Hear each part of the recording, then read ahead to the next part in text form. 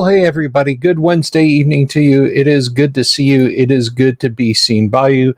I, of course, am Bill Sylvie, a.k.a. the Dungeon Delver, bringing you once again one of our nightly fun little programs where we get together and we talk role-playing games, classic role-playing games, the role-playing games you love. Maybe it's stuff you know, maybe it's stuff you're not familiar with, but we are going to talk about it. Tabletop role-playing games is our jam, as you well know. And just want to get to a few announcements before we bring in my lovely co-host, Kyle. Next week, next Wednesday, I will not be here. There will still be content on the channel, however. I will upload videos and whatnot, all from GaryCon, which, of course, many folks have helped to make happen. That couldn't have happened without their absolutely wonderful assistance. So yeah, you will get some content, just probably not live streams. I might do an impromptu live stream if I have the connectivity while I'm up there. I can't promise you anything yet, but there will be lots of video and pictures taken and plenty of stuff to share with you guys from GaryCon 2023. And I'm really excited about that and looking forward to it. Of course, tomorrow is Thursday. We're just going to do whatever. We've got Thursday to ourselves, and Friday night, of course, we will be at the Wastelands again, because we will be playing classic Gamma World on Friday. So we'll find out what the Seekers, the Adventurers, the Survivors are doing in Gamma World after our usual Friday evening preamble ramble. And so I'm really looking forward to that also. I don't really have anything else, so I'm gonna hand the reins over to Kyle tonight, and I'm just gonna sit back and be passive, but not passive aggressive. There's no need for the snark. Although I will. Just a couple of things before we get started, actually. Of course, tonight's live stream is brought to you by our friends at Hellebarde Games. Hellebarde makes the kinds of adventures that they'd like to play, whether it's for the OSR, whether it's for 5th edition D&D or Castles and Crusades. Old school is in play at the table, and you can find them on their website at hellebardegames.com or on Drive-Through RPG. That's Hellebarde Games. And we do love us some Hellebarde Games around here. And also, I want to point out that we are at 4,307, I think, subscribers on the channel. And if we hit 5,000 by the time of the Great Underground Online Gaming Convention, a virtual con brought together, not very produced by yours truly, then guess what? At 5,000 subs, we'll kick off a raffle. We'll hold a raffle, and we'll have two winners, not like a first and second prize, but we'll have two winners. One winner will receive the high-quality color reprints of the Dungeon Master's Guide, Player's Handbook, and Monster Manual for first edition AD&D, and another winner will win a bespoke all-in-one bound volume containing the rules for original D&D. That's Men and Magic, Monsters and Treasure, and the Underworld and Wilderness Adventures. So keep spreading the good word out there, guys. And if you're not subscribed already, please click that subscribe button and the bell icon for notifications. If you like this video, give it a thumbs up and let us know in the comments underneath. You can leave comments later on live stream videos. I don't mind. I will come back and look at them. So that's all the good news there from that front. So now I'm going to put on my magic awesome AKG headphones. AKG, I love your headphones. I'm just saying we could work together. I talk about how wonderful they are all the time. You need me, guys. Anyway. Let's go ahead and bring our co-host on and say g'day to the one, the only, the Thunder from Down Under, Mr. Kyle Schuant. Kyle! G'day, boys and girls. I'm proud to be here this evening, or this afternoon, or this morning, whatever it is, wherever you are, co-hosting what is the lowest rating episode of the week.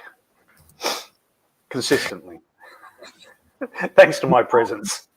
That's no. That's just, just because we don't have a huge crowd watching live doesn't mean that it doesn't do well. It's just, you gotta look at the positives, man. You gotta stay positive about this sort of thing. I'm like when Johnny Carson had the B celebrities on, Well, I gotta admit, when I was a kid and I would watch Carson, there was always a lot of I'd watch the jokes, most of which went right over my head. Maybe I'd catch a music act, but like by the end of the show, on a Friday night, I wouldn't watch it on Monday through Thursday as school nights, but Friday night, end of the show, I'd rarely still be watching. I'd either turned in because it was, oh my gosh, it's almost 12:30 or whatever. Now that's like, what, the sun just went down? No, Dad, it's technically morning. No, okay. But yeah, they'd have the people that they had like 5 minutes for at the end. So, you'd get to see like David Brenner would come in and do some new stand-up or somebody that he was literally going to give like 90 seconds to. And I saw a lot of comedians at that time in the late 70s and early 80s who are like huge international film stars now. Like, you go on and you see like, oh, who's this funny guy? Jerry Seinfeld? Oh, Seinfeld. Well, let's see if he's got anything. So they're responsible. Yeah, they're responsible. Oh, okay. I guess that's kind of funny. Yeah, that whatever. Never going to hear from this guy again. Carson was a weird fellow with his Robert Phillips asking for the D30 system. To my knowledge, there hasn't been a D30 system. The only use for a D30, apart from the odd sub charts here and there, was they used it for hit locations in the Aftermath post-apocalyptic game. Yeah, there you go.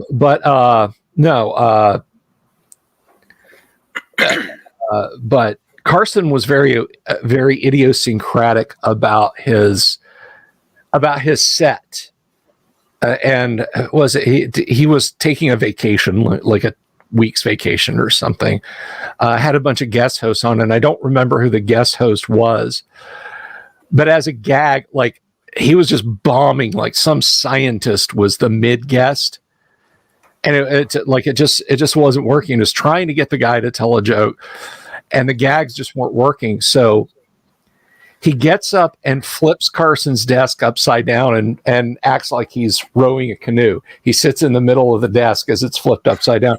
And got a lot of laughs out of the audience, and they thought it was funny. He never got asked back to do the Johnny Carson show ever again. Apparently that was just like he violated something sacrosanct. Bob Jester says DCC uses D30s. DCC uses every weird die. We use D16s and D14s and a D7 and a D5. There's a point at which you're just the goth chick in the back of the room who, finds the raccoon skull on the road and then boils it and over the weekend cleans it up, bleaches it in the sun, and hangs it on a cord around her neck to where you're just doing it for attention at that point. Well, there was I remember there was the D4 that was just basically a stick. So you just roll the stick instead of it being a little pyramid, you'd roll the stick. Yeah. I think that went up to about D8 or something like that. Someone was putting up those stick dice. ultimately, you can do that with all dice, right? You can make stick percentiles with 10 facets on the cylinder. You can do you can do whatever. I would think D3s would be a little tough unless you wanted to just have repeating numbers over and over again. But, no, there's been D3s, but they're the stick kind. Right. Okay. So basically 3-sided pencil. So technically it has 5 sides, but you're very unlikely to land on the 4th and 5th side. Right. If it does, I think you should just be declared winner of all RPGs ever. You landed a D3 up on his head. Yeah. Okay. He defeats all the giants and kills Loth. Thank you guys for coming. We'll see you. At one point, I did create it's still up for sale on drive-through, and someone occasionally buys it. I keep thinking about getting rid of it, but people, every time I'm about to tell Clash to take it down, someone buys it. So there's D4, where you roll 2d4 and subtract 1 from the other, and compare it to your current performance. So you just sort of float around your current performance level. It was all right. It was all right. It got rejected from being listed at Warehouse 23, which is the Steve Jackson once, because they didn't want to go on drive-through or rpgnow.com, as it was called then, because it used the word crap in it. That was for one of the performance levels. With like crap, fair, mediocre, good, great, whatever. I can't remember what I called it. But yeah, crap was the worst. So they rejected it. So speaking of crap, I've got to ask, would you run a hopeless class player character in an AD&D game? Yeah, why not? It's not too different to playing a magic user after he's used his 1 spell for the day. Or a magic user who rolls up push as his offensive spell or something. Yeah. Or, a thief who has 1 hit point or whatever, Yeah. I mean, or like, any of the characters who rolls up the really bad stats and the minimum wealth. Yeah.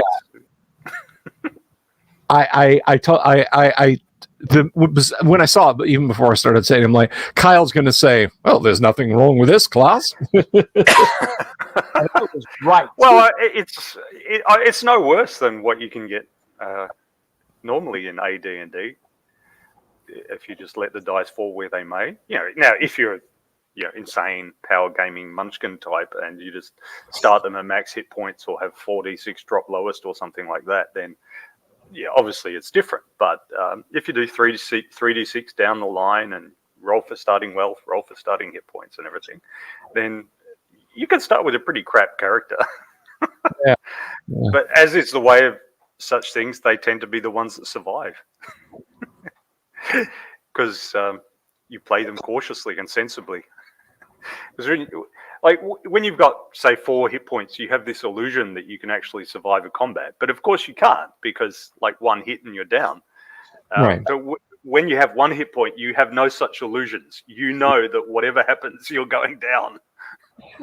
So you're going to drop like a sack of halfling shoes, unwanted, unloved, and smelly. So it's a doctrinal thing, and they've gotten rid of the ridiculous thing finally.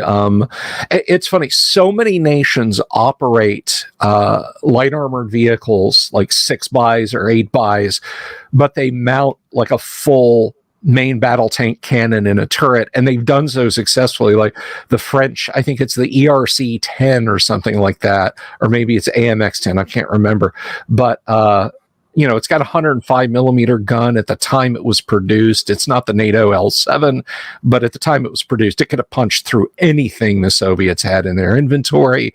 The Italians have the Centauro. There's just a lot of nations that operate very successful labs with large caliber guns on them. And the U.S. Army had the Striker for all of 19 years. It didn't work when it was introduced.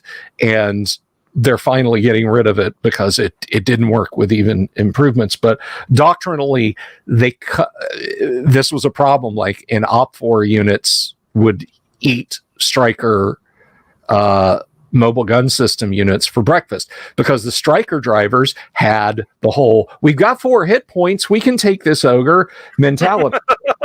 You've got a gun, it's 105 millimeter, those are tanks, we're a tank. You've got glass cannon. Tank guns. The classic glass cannon. The classic glass cannon, exactly. But yeah. I get the whole, I have 6 hit points, I'm invincible. And then you realize a kobold does damage by weapon type, which means if he has a broadsword, your 6 hit point character can die to a 2 hit point monster in one stroke.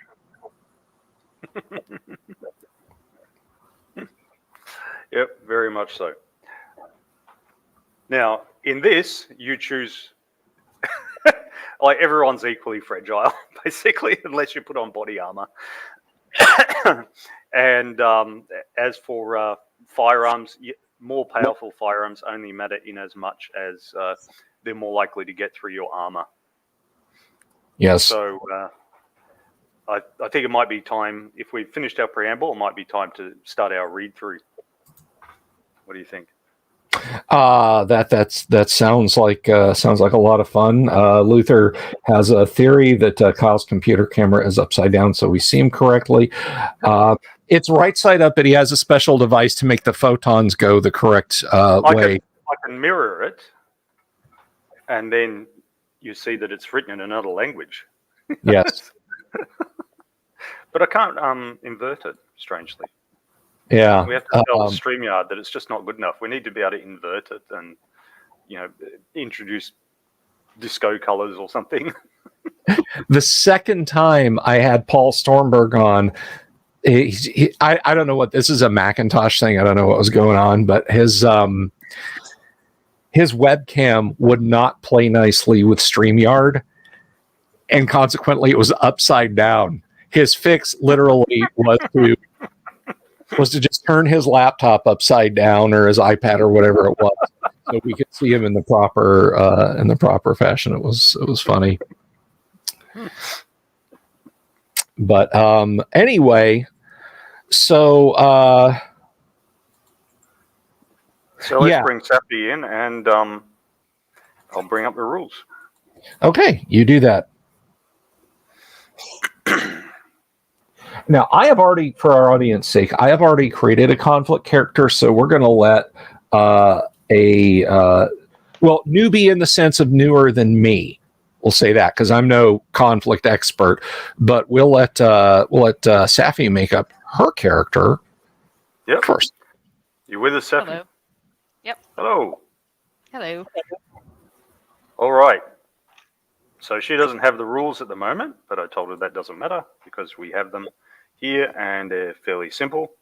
Okay, this is my PDF copy, so it doesn't have the cover on it. That when you upload them to drive-through or something like that, then you've got to upload the cover separately, oddly, but there it is.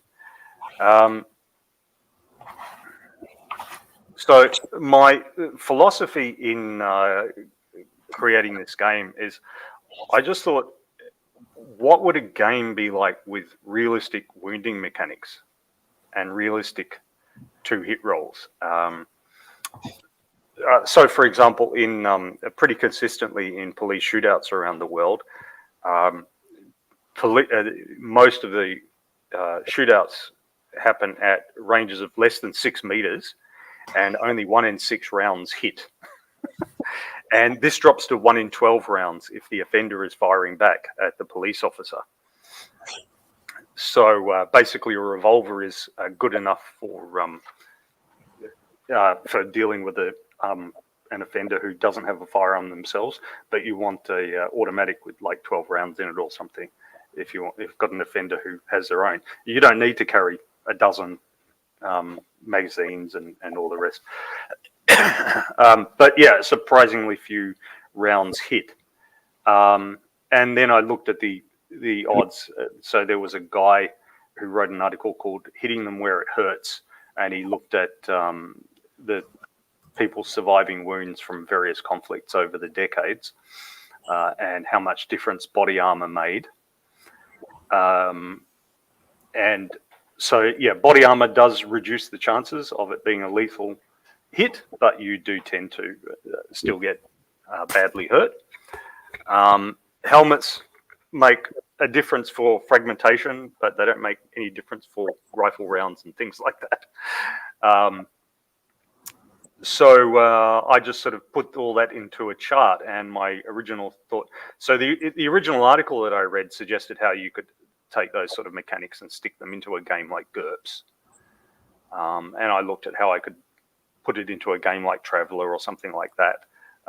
But then as I wrote more and more, I ended up doing my own whole thing, only 48 pages, but and just digest size, so more like 24 A4 pages. And that includes the charts and some white space. Yeah, so I developed it from there. So, and what we found through playtesting is that, yeah, realistic wounding mechanics and 2-hit chances can work, so long as the players are fairly sensible. So it's more for serious kind of play. If you want to run around being a dickhead, then you can, but you won't survive in this game. So you're best choosing another game. This is more for serious play without being as complicated as, you know, Advanced Squad Leader or something like that. So we've got here the credits page, and also after the recent WotC drama, I added a Creative Commons attribution license to it. So if you get the game, you can do whatever the hell you want with it, basically, as long as you attribute me as the original author. So the initial page. So I have little inspirational quotes along here. If you look over your shoulder to check if the other guy is doing what he's supposed to be doing, one of you shouldn't be there. So you either don't trust your mate where you should be able to trust him, or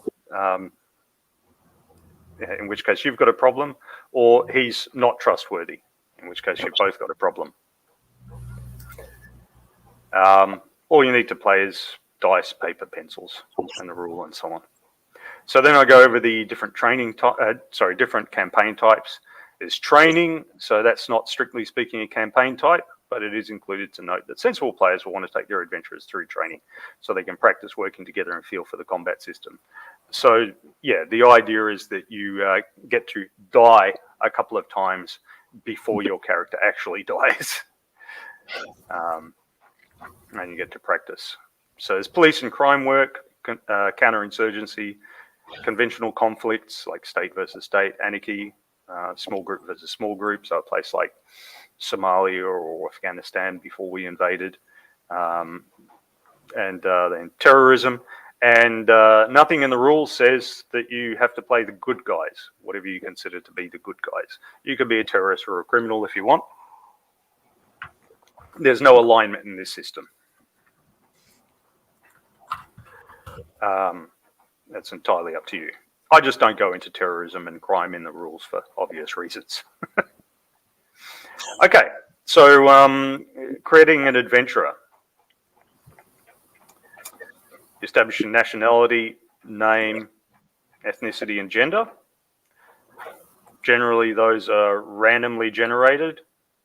If Safi wants, she can choose them, though. Just for I'm going to randomly generate everything. Randomly generate wide open it. Yeah, I'm leaving it wide open. The spirit. Yeah. Well, we'll choose the nationality at least.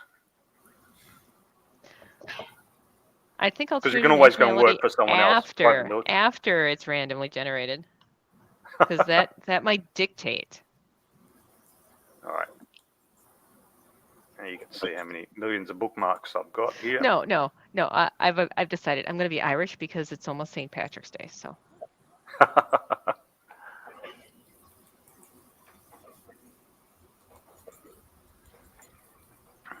All right. So we've got a modern name generator.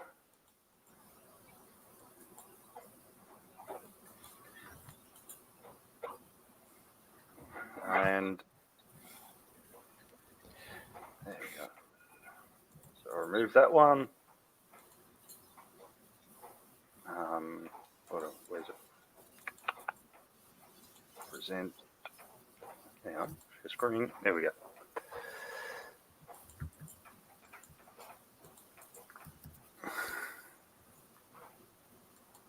I have the list, by the way, Kyle, if we need the name list. Oh, you have a name generator. Okay. Yep. There's heaps of ones online. So there's a great website, mithralandmajors.com. They've got all sorts of random things, including like you can put even the old Dungeons and Dragons treasure types in, and they'll generate the treasures for you and so on. So roll a 1d6, Safi. Okay. And evens your male and odds your character's female. All right, here we go. That is a 6. 6. All right, so you guys are male. All right, so 10 possible names. Oh, I should have 10 possible names. Derek M. Weslowski. I'm going to roll a Alejandro. dice. I'm going to roll a dice. It's going to be completely random. Yep, that's the first kind guy. of 10-sided. There we go. There's a 10. Oh, okay, here we yeah. go. Yep, 10-sided. Yep, roll them up. Name number 4. Clint I. Stodden. Clint I. What was the last name? Stodden. Stoddern. Okay.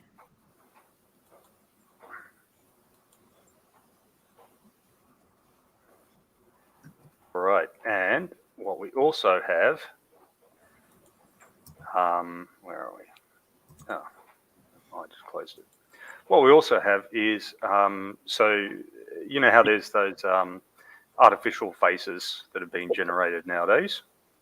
Okay. We can even give him a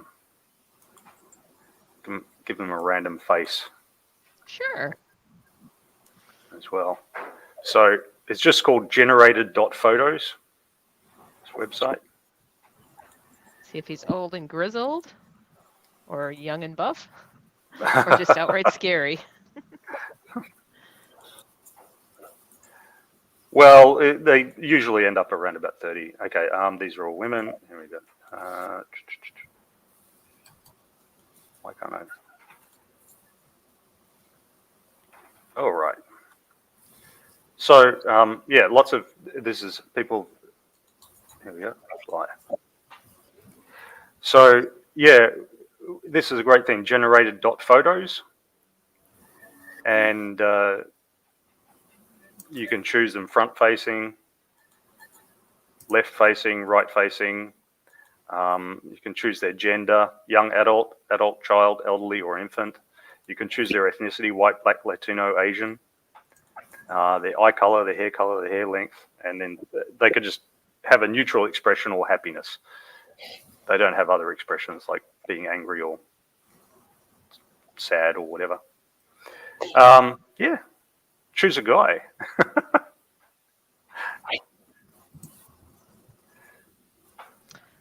Do I go with the typical Irish, or do I let it completely go random? I don't know. Up to you. All right. Hair color. Do they have gingers? No, they've just got blonde, black, brown, black, and grey. You can't choose a ginger. I guess we'll have to go kind of blonde then. We'll go with like a strawberry blonde. Yeah.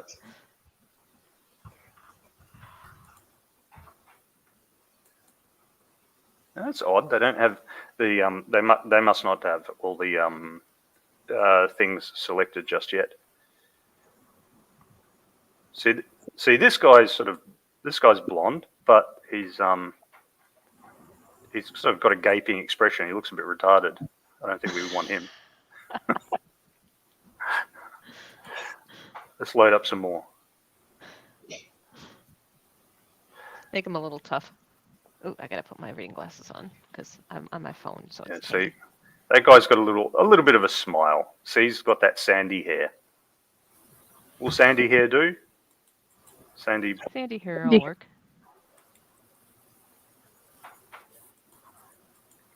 Okay, so that's what the guy's looking like.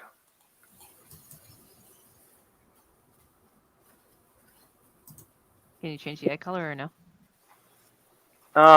You can edit it in the face generator okay. if you want. So Okay. feel free to go to the website later and play around with it. But we don't want to spend all day just on this. No. Completely understood. This is just frosting. Yeah. All right. Now let's go back to sharing the rules.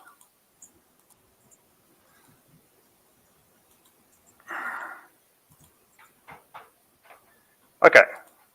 So our man Stodden is Irish, Caucasian, you'll be then.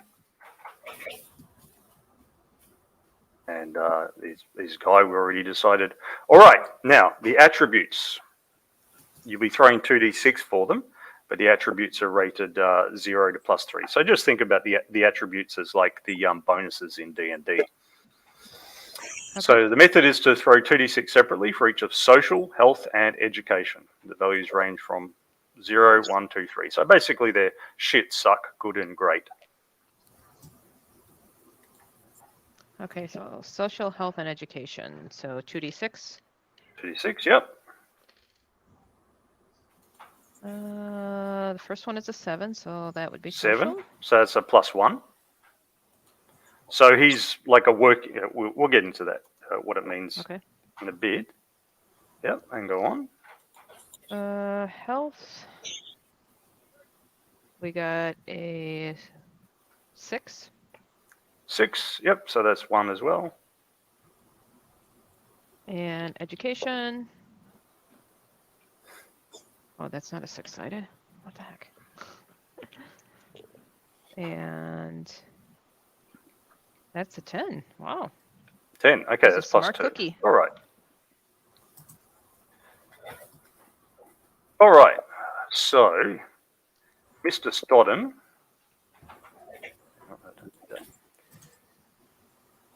Mr. Stodden is, all right, we'll go through that. So social.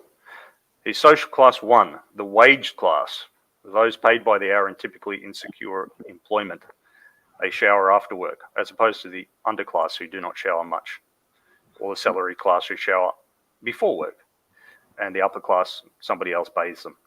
So he's the wage class. That's where he comes from. His parents are working class, which I won't try to say with an Irish accent. Health. Okay, most Westerners are sedentary, right? So health 0, sickly, forever unwell, whether the disease is life-threatening or not. His background is sedentary. And his education 2 is a university education. 0 is primary, 1 is high school, and 3 is postgrad. So he's got a university level education, or equivalent rather, because the characters start at 18 years old.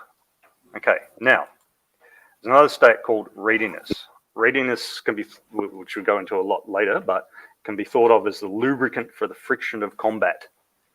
The adventurer normally gets 1 action for each level of readiness. So those with readiness of 0 won't act at all. They'll just, duck.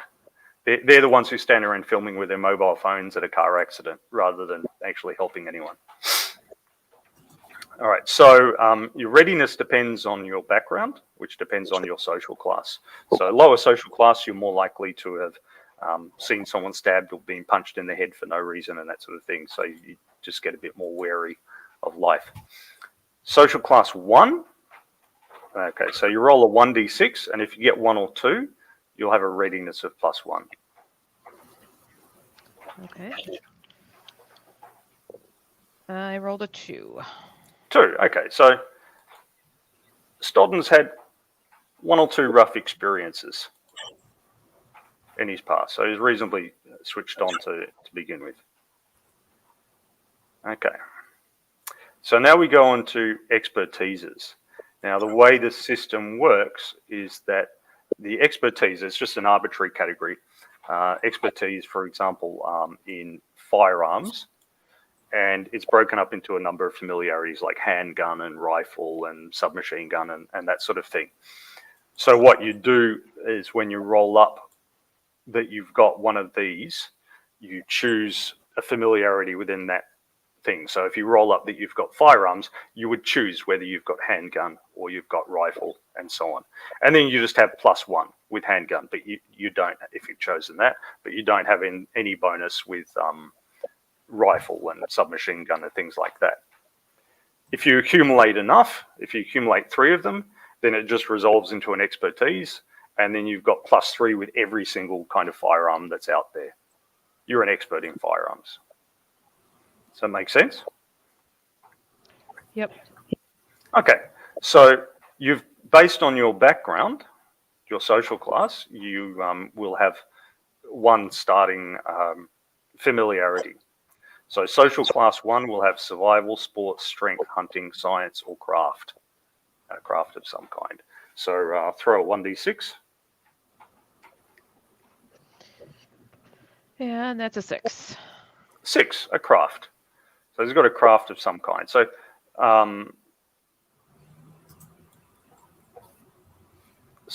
examples of things like armorer, steward, tailor, cobbler, drawing, blacksmith, and so on.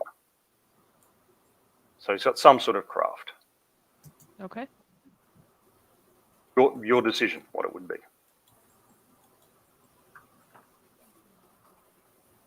Craft. And we're in current times, correct?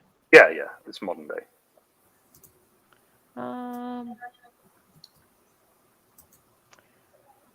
Could I be crafted in like archery? Well, that would be making bows. Yeah. Would that work? Bowyer, or however you say it. Bowyer, yeah, that's it. Yeah, so you can make bows. All right. Where are we now?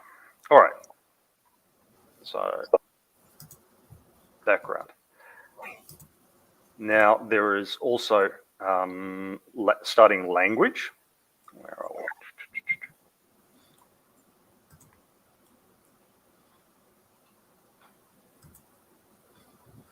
All right, languages. Okay. You'll have your own language, definitely.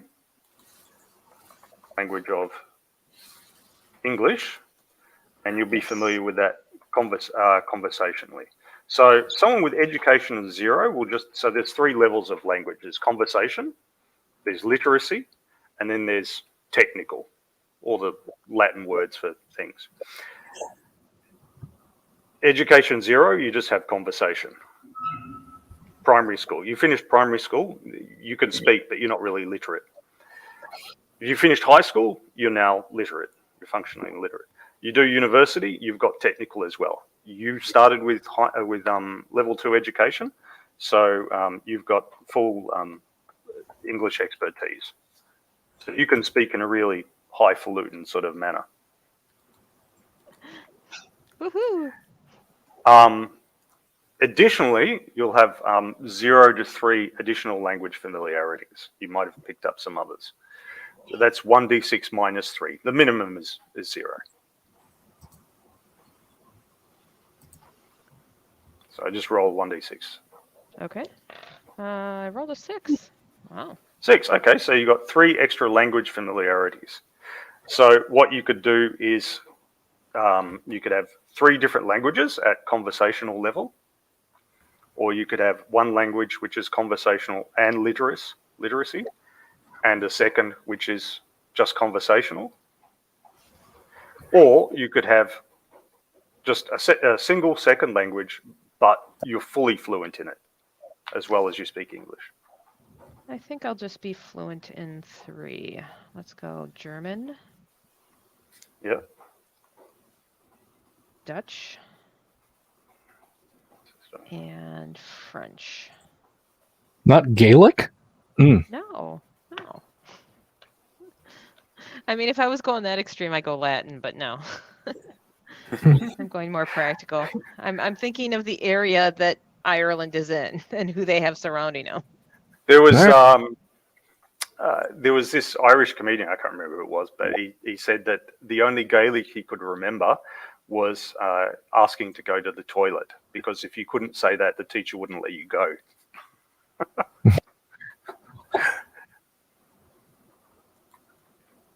Okay, so that's where we're at, the languages. All right, now, from here, your character is 18 years old.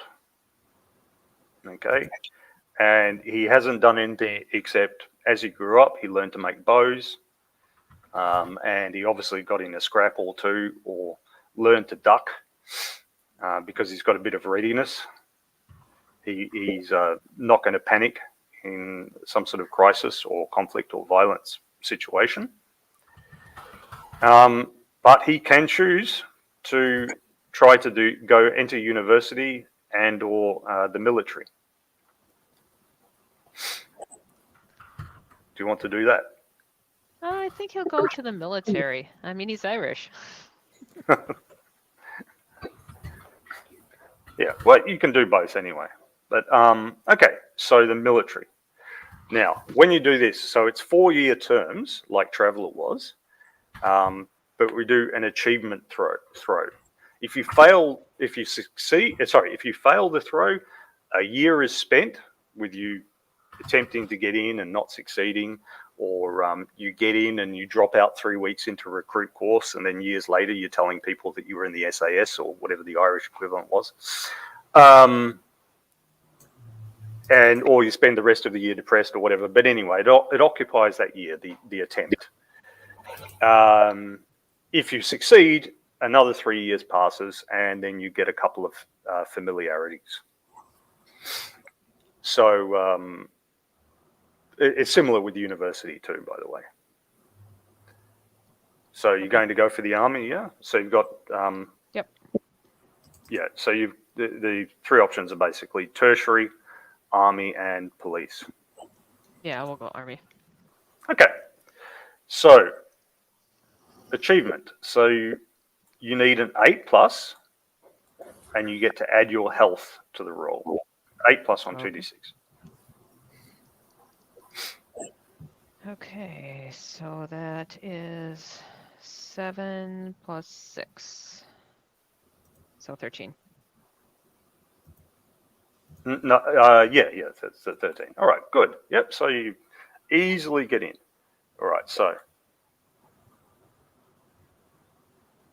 only 1 term. Okay, so he'll be 22 years old by now. Now, so you now roll for 1d6, but twice. So it's not adding together; it's 2 separate rolls, because Okay. it's which skill you get from 1 to 6. Okay. 1 is a 5 and 1 is a 1. All right. So first one is firearms.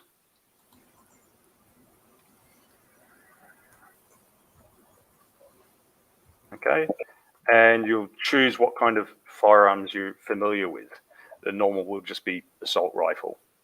Yeah, Be we'll normal. do that.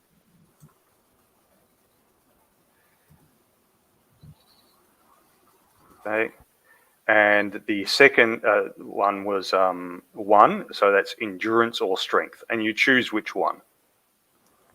Okay, so we can go through and have a look at them.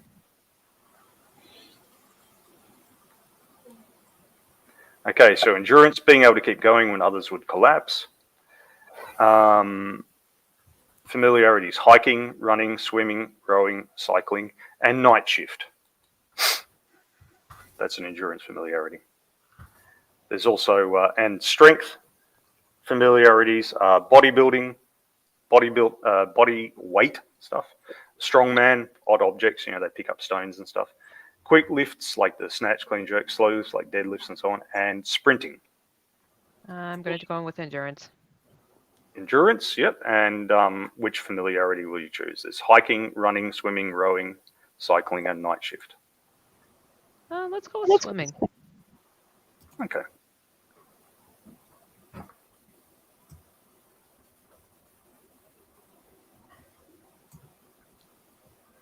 Okay. Now, where are we? Back to, no, that's not it. I'm used to looking through it in my print copy rather than on my PDF copy. All right, Journal Army. Okay, now, during your term, you may choose to attempt one of a commission or promotion or a change of branch.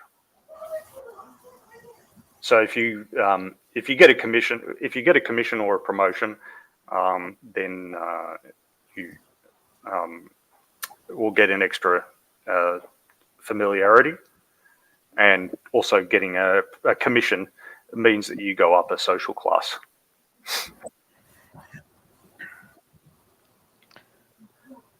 Do you want to what's attempt the difference between the?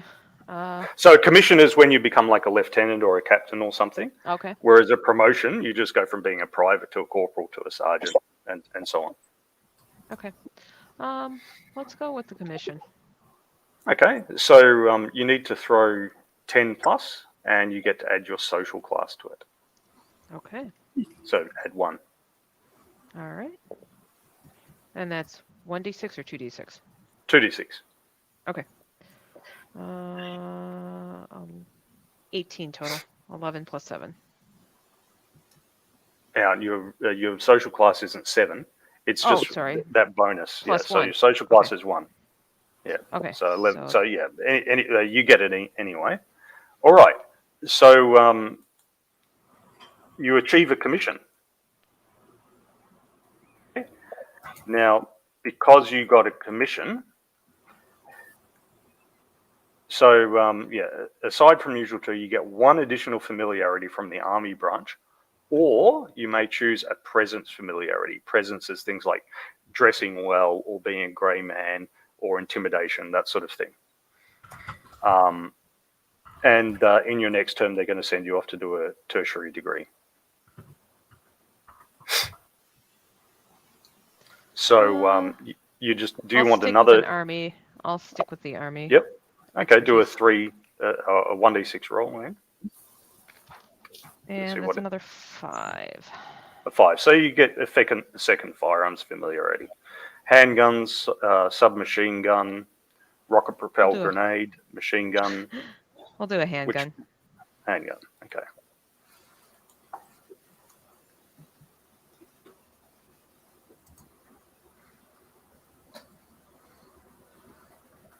Right.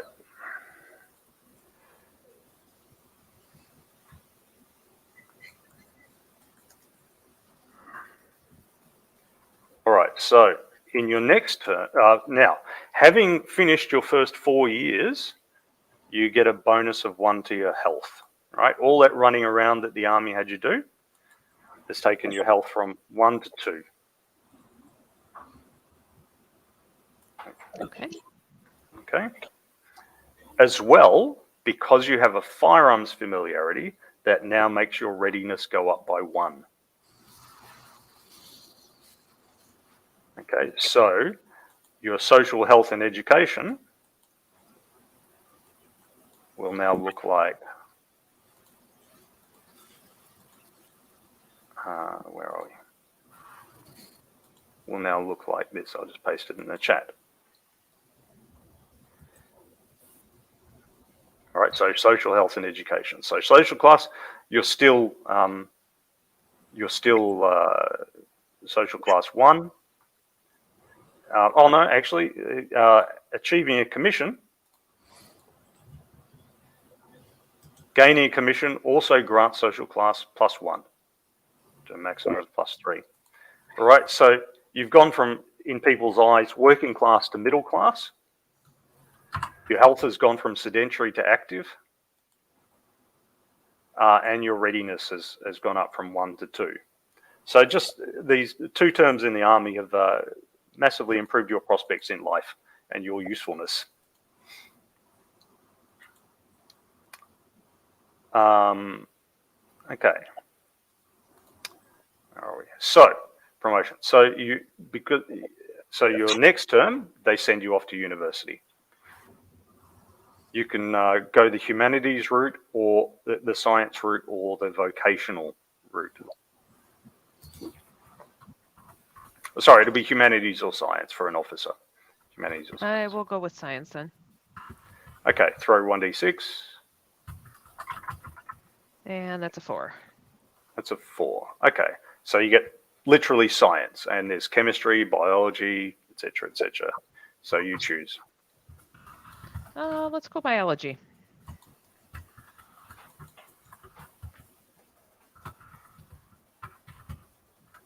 Because if I went with chemistry, that would be like an Irish bomber, and we're avoiding that.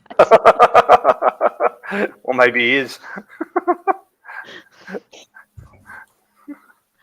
Or he could be, well, that's a commando career path, but there's demolitions, yeah. And the second one?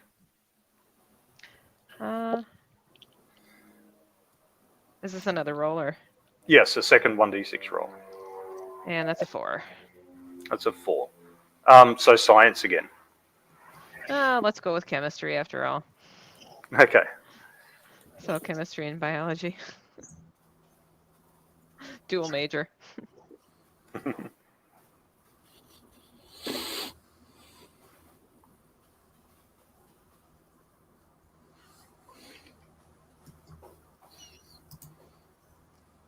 Okay. Now, so normally you have to do an achievement throw to make your way through the university course. However, it notes under the commission, no further achievement throw is required. So they've sent you off to university. It's a military college. They make you do all your homework and add things in on time and all the rest. The achievement throw was basically the getting the commission. Okay. Having done this, you've now completed 8 years in the army. So your character is now 26 years old. He's got straight 2s, social 2, health 2, education 2, readiness +2. He's expert in English. He's conversationally familiar with German, Dutch, and French. He can make bows. He's familiar with assault rifles and handguns. He can swim for miles. He's got biology and chemistry as his sciences. Are you going to go for a 3rd term in the army? Yeah, we'll do just one more. Okay, so you make an achievement throw. So roll 2d6 and add your health. This time you're adding 2. Okay. Because your health has gone up. Okay. 10. 10. Okay. Yep. They take you back in for a 3rd term. So at the end of this term, he'll be 32 years old.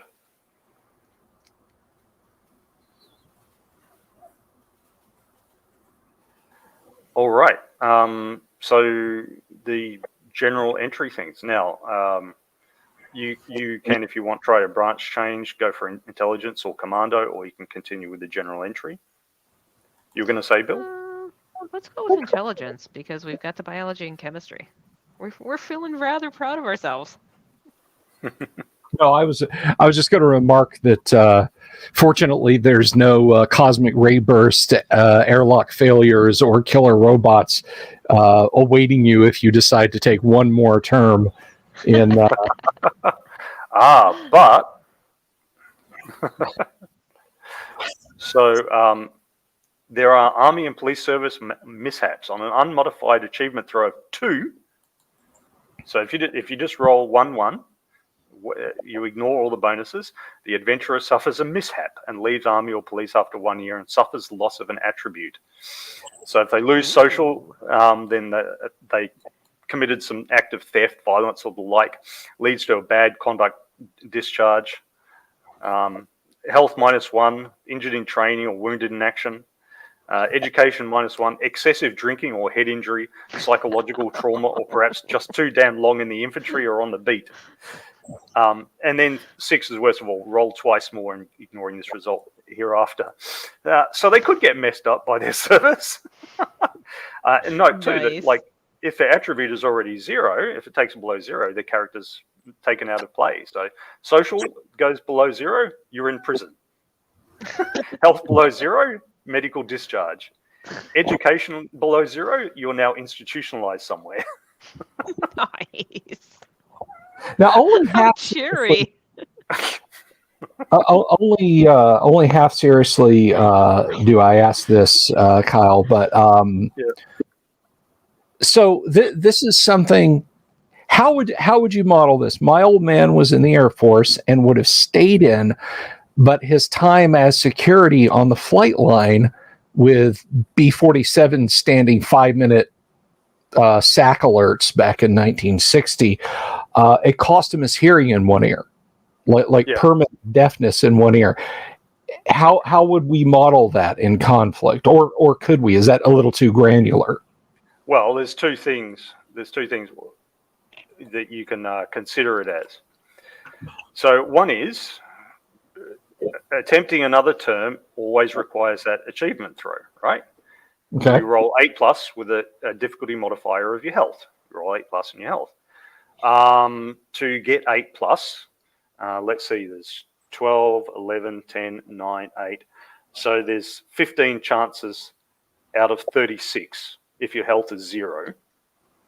And then there's 21 chances out of 36 if your health is 1, and so on. So somebody who's already sickly is less likely to get in the army and less likely to stay in. The super fit guys can stay in for ages if they want to.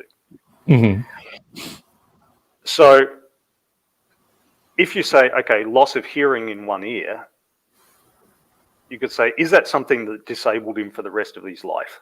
Or did it just mean that he just left the army? Just left the, Air Force. Well, they discharged him for it. Yeah, they discharged him, but was it a significant disability the rest of his life? Well, he said, "Huh?" a lot, but yeah, but lots of dads do that. Yeah, lots of dads do. Huh? What? Leave me alone. I'm on the toilet.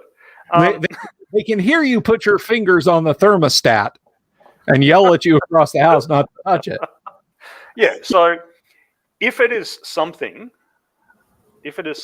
which significantly impacted their life later, then it is this mishap where they've lost health. Okay. They lost a level of health, right? Yep. The guy was fit, the guy was level 1 sedentary equivalent, and now he's sickly equivalent. It significantly affected his life. Or he was level 2 active, and now he's just the equivalent of sedentary. Because whether it's because he's got a limp, or he has recurring shoulder pain, or he has partial hearing loss in one ear, or whatever, it isn't super important in game terms. Okay. It's just a he could have taken an injury too. Couldn't he have lost a limb or something? Yeah. We don't go into limb loss because that's too depressing. That's specifically mentioned later on. If somebody's severely wounded in a limb, really, if it was a wound which might have killed them, realistically, that they will have some long-term disability. So what it says later on is we're not going to model like you have your foot amputated or whatever because it's too depressing.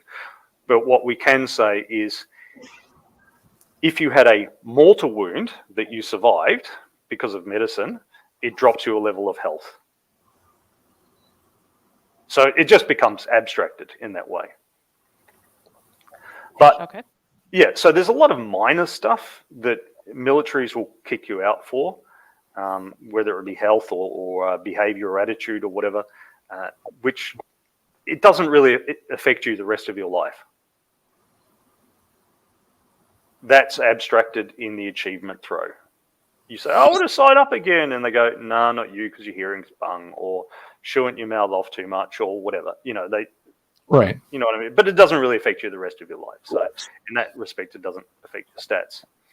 And the other way, if you want to go deep into the abstraction, is to think when we're rolling for these familiarities and expertises that you have, we're not rolling to see what you learned how to do. We're rolling to see what you learned how to do and still remember 10 years later. You can still do 10 years later. So every soldier will do some endurance and strength stuff. Most will, drive. They'll all get first aid physician. They'll all get some brawling training. They'll all get firearms training. They'll all get some observation and blah, blah, blah. The question is, 10 years after they've left, how much can they do? So the skills that you're throwing for are the ones that you retained. So what you could say too is that your old man previously had observation familiarity of some kind, but then he had hearing loss, so he lost it. So if we're rolling him up as a character, he didn't get observation. He got something else. Does that make sense? Yeah, no, that makes sense. I just, when we started talking about, okay, here's things that could boot you out. I mean, obviously, my dad lived a long, wonderful, fruitful life. Just again, on his left side, he couldn't hear you coming up. And I was just wondering, okay. And one of the things that my father considered, which I guess in retrospect I'm very grateful he didn't do, was joining law enforcement. Another thing he considered at the time, and it's weird, they were going to discharge him as an air policeman, but they gave him the option to re-up. Now, again, this is the 1960s. They asked him if he wanted to go work in Southeast Asia for the U.S. Air Force. And he passed on that. He said, no. He literally told me when he was explaining the story, he said, I'd heard some things and seen some things on the news, and some guys in the unit were talking about doing a hitch out there, but I passed on it, and I'm very grateful it did. I might not be here. And it's also, the system is also designed to introduce the randomness that Traveller does, because I love the story that Mark Miller tells about his own history, where he went and did a university degree, including a master's of sociology. And, the army had paid for his degree. He was ROTC or something. And so then he got commissioned into the army, and they trained him as an air defense officer. And then they sent him to Vietnam and put him in as one of the officers in the motor pool. Now the question is, could he still operate an air defense system 40 years later, 40, 50 years later? I'm guessing probably not, even one from that era. He might struggle with the ones today. So, there's what you can, what you actually did, and then what you retain. Certainly, I don't retain a hell of a lot of what I did in university or even high school. We've all experienced that if we've had to teach our kids things. Like, hang on, the short division, long division, hang on, which is which? Well, don't get me started about the new math that they're teaching. And Kyle, I'm sure kids, you can. And I'm like, no, you're doing it this way. I'm sorry, this works. I'm sure you can fold the sheets on your bed to be stiff as a board and bounce a quarter off of it and catch it, right? Yes, of course, because that's completely pointless, and you definitely retain all the pointless stuff. Yes. You don't retain the useful stuff necessarily.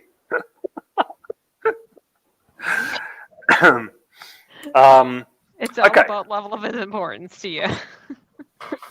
So, he is screaming. Lieutenant very important.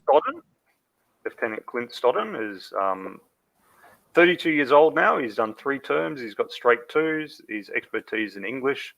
He's familiar with German, Dutch, and French at conversational level. He's familiar with the craft of bowyer. He's familiar with assault rifles and handguns. He's familiar with swimming, good at swimming, and biology and chemistry. Now he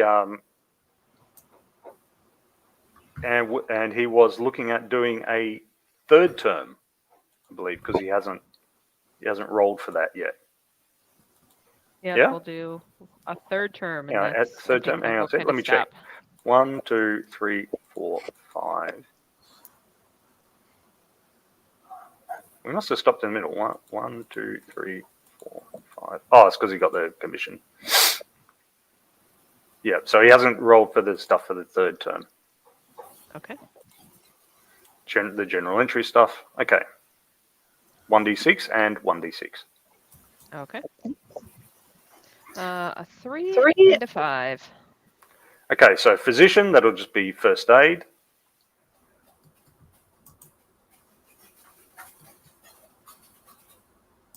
Okay. And the 5 is firearms again. Okay, it doesn't matter what you choose the next time. Firearms just becomes firearms expertise. Okay. So he is now expert with all firearms. Crack shot.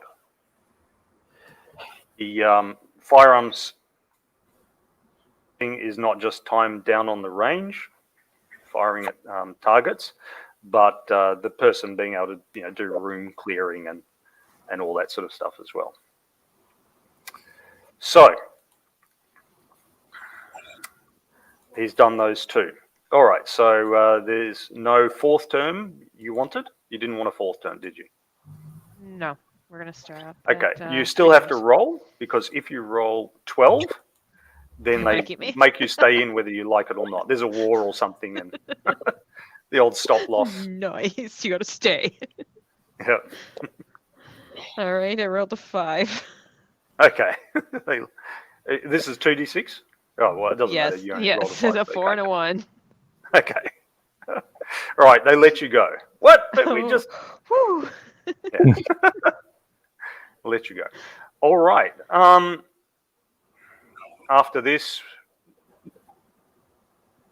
you can go to tertiary. You can attempt to do a master's degree, or you can attempt to join the police if he wants. Let's do the master's degree. I mean, we got the biology and chemistry. Let's round it off.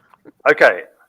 So you need 12 plus, and you add your social and education. So you're 12 plus, and you'll be adding 2 and 2, 4. All right. So that's 11 plus 4. Plus 4. Okay, yeah. So you do a master's. Is it in humanities or science this time?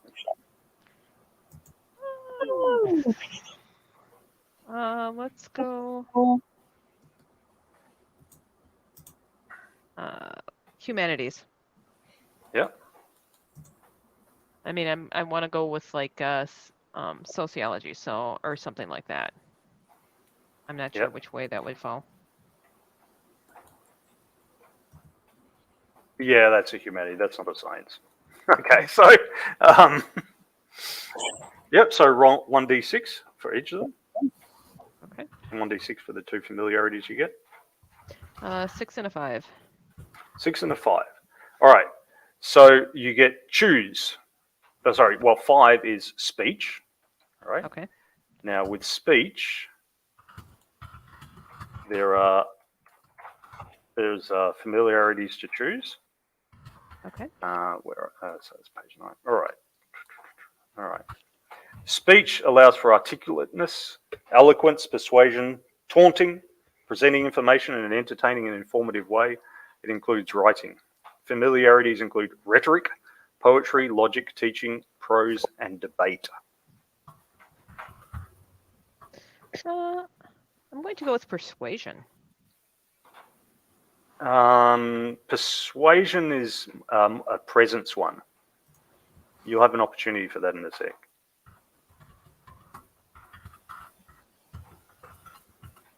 So there's, persuasive writing, though, would be rhetoric, yeah. But if you want to persuade an individual, that's a presence one, which is just before it, specifically charm. Let's go with that.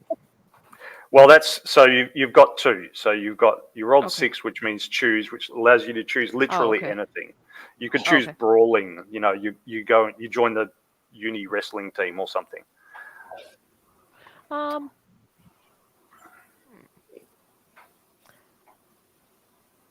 But yeah, you still need to choose the speech one. Okay.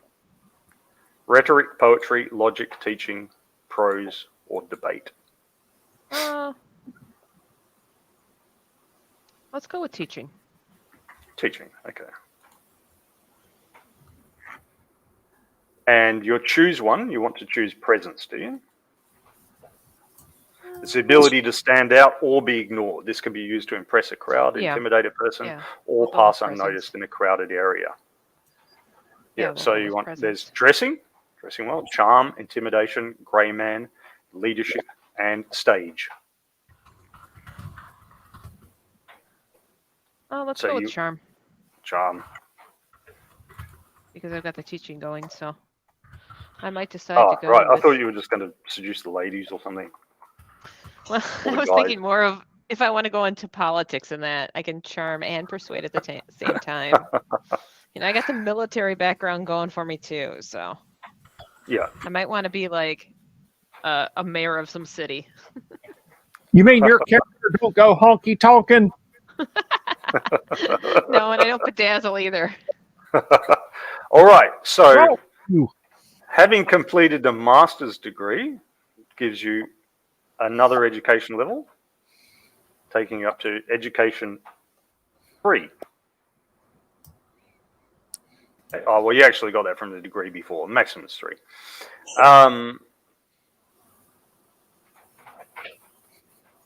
And yeah, now you can go on for a PhD, which will give you another 2 skills.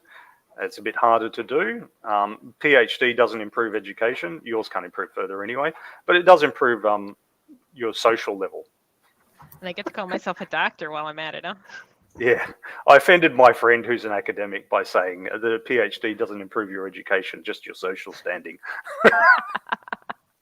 I actually have a couple friends that have PhDs. We joke about it. All right. So he'll be technically my father-in-law does too, but that's another whole story. He'll be 36 years old now. 36 years old. Okay. So if you're going to go let's go with a PhD. Why not? A PhD. All right. You need 14 plus. You get to add your social and education. Your social and education by this stage are now 2 and 3. So that's plus 5. Okay. And let's see. I got a 7. Does that include the plus total. 5? Yeah. The totals. No, the total's 12. Oh, the total's 12. Okay. So you attempt to do a PhD. You start and you do it for a year. And there you go. Oh, this isn't for me, or somebody else tells you that it's not for you. Darn.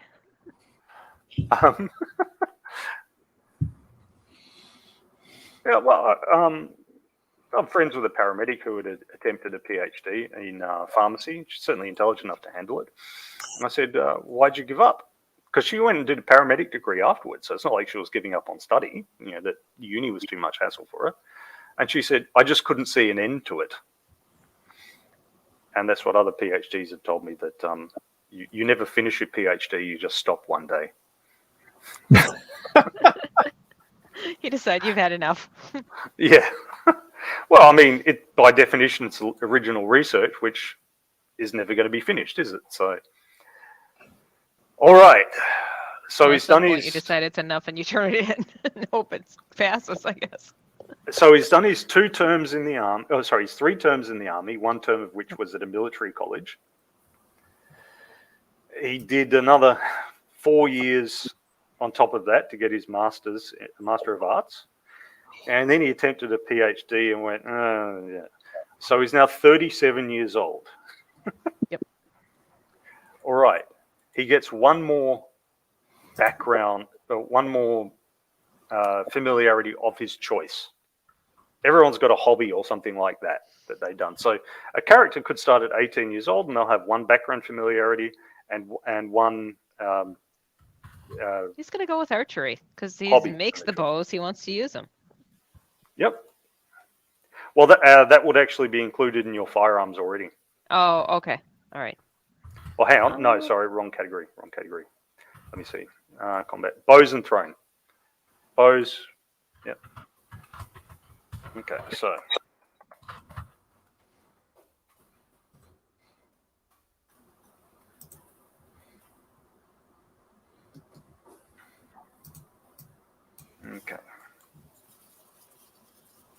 Now, let me just...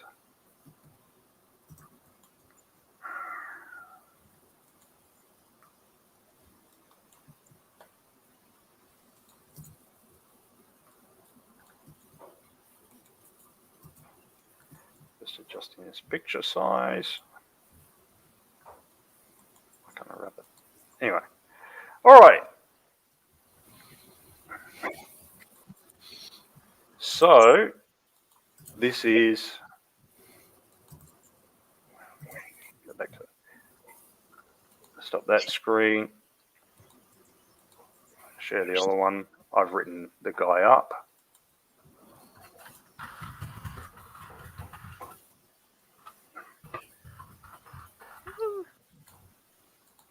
So this is the guy and his stats. Right, so this is a 37-year-old guy, and he's pretty well skilled. Pretty well skilled for this guy. So he's an expert in English and firearms. He's conversationally fluent with, familiar with German, Dutch, and French, but just don't ask him to read Kierkegaard or or Baudelaire or something, and certainly don't ask him to, read any technical manuals. He couldn't read a French biology manual, for example, in chemistry, even though he's skilled in it. He can make bows and fire them. He can swim. He can do first aid. He can teach. He probably had to do some teaching while he was doing his MA. And he can charm people. And there's his handsome self. So there's that guy. All right, so you can appreciate that's a lot quicker when you have the book in front of you and you're not having to be talked through everything. Oh, yeah. I think the character we made once upon a time and ran through a very short campaign, I think we built him in about the same amount of time. Yeah, you could do it in about 15 minutes once you're familiar with it. I'm surprised you haven't created some little program that you just have it randomly to go. I'm not a programmer, but you have to ask Bill about that. He's got a better chance. I'm not much of a programmer, but I'll tell you this little bedtime spooky story. I started copying and pasting sections of the Dungeon Master's Guide into ChatGPT with the explanation, I want a computer program that does this, and it started producing me code that will compile and run. I didn't write a single line of code. I just said, write that in C# for Windows and make a graphic user interface for it so I don't have to fart around with a console. Okay, blat. And I sent it to Doomsword, who has the visual development tools on his PC. He compiled it and ran it and emailed me back an executable and said, yeah, this works. Nice. So I could potentially tell ChatGPT, hey, do this for me, and send that conflict, and it would do it. I probably could code it together. It's been a while, but I actually, in my accounting, I decided to change my major, and I actually took a year of computer programming because I was going to go into web programming. Yeah. And then I decided, it's no longer web developer, it's graphic designer and web programmer. So I'm like, I wanted to do both. And at the time, they had already changed it over. So I'm like, nah, I'm going back to accounting and finishing that. So. Yeah. But so my husband's a software developer. So if I need stuff done, I just look at him and say, make it happen.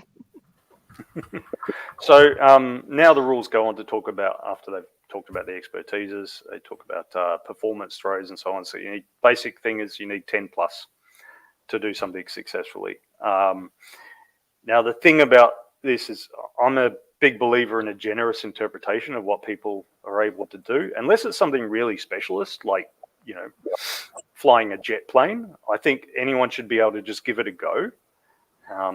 So the question is not whether or not you can do something, but whether you can do it well or quickly. You know, so used to see these sorts of arguments over on the GURPS forum a lot. And people saying, what, I have to make a roll to drive my kids to school. If I fail, I crash and die. And my reasoning would be, no, you don't have to roll. I don't have to roll to drive my kids to school. It's 3.5 kilometers. I'm familiar with the route. However, it takes about 10 or 15 minutes to get there, allowing for traffic and all the rest. Now, I know my car can do like 110 kilometers an hour because we've done it on the highways. And I know it can do 120 because I've occasionally drifted up to that speed, and then the little bleeper that my wife has set is kicked in. And I go, oh shit, because those long straight roads, the speed just drifts up. And, it just keeps going and going and going.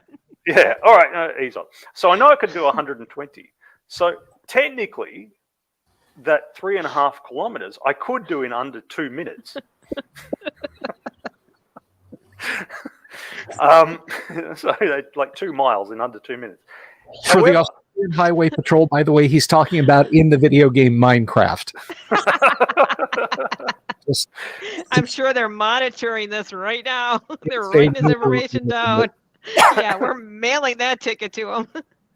In principle, it is physically possible to do so. However, I would have to take some really hard turns and weave in and out of traffic and go past school buses and all the rest. I would, if I were game mastering. No one's going to write down your license plate during this whole. They won't see it because by the time they realize that I'm doing it, they'll have gone past them.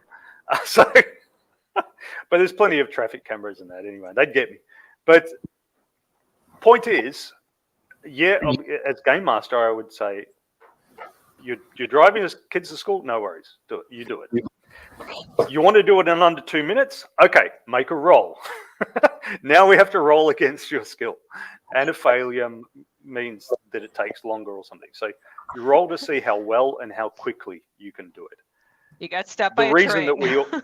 The reason we always roll for combat is that you always want to do combat well and quickly.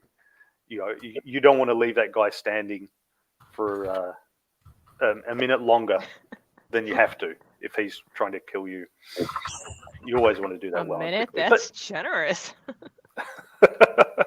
Isn't it in milliseconds? Well,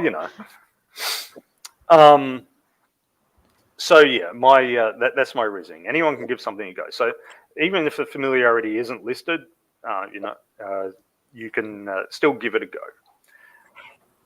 And but the consequences of failing might be serious. So, for example, a demolition skill. The consequences of a failed demolitions roll pretty serious. So this is where your equipment. Pin and you throw the grenade. Oh wait, you forgot the throw part. No. Well, throwing grenades not a big deal. I'm thinking more about. You've probably seen those little videos where there's some Ukrainian who's disposing of mines or RPGs that got fired but didn't go off or whatever, and he just digs a little hole in the ground and packs explosives around them to set them off or whatever. That's a demolitions check, and the sensible guys are keeping distance, but the less sensible guy is standing next to him with his mobile phone filming. So the equipment film. the equipment that you have matters. So it's a 0 for improvised equipment, all the way up to +3 for a full-on workshop. This applies for all kinds of skills, obviously. And then there's assistance. So somebody else helping you can do it. They make a throw, and if it's successful, you get a +1. And taking twice the time is +1, 4 times the time +2, 8 times +3. So if you take enough time, you could figure out that demolitions thing. But of course, you may not have a lot of time to do that. So,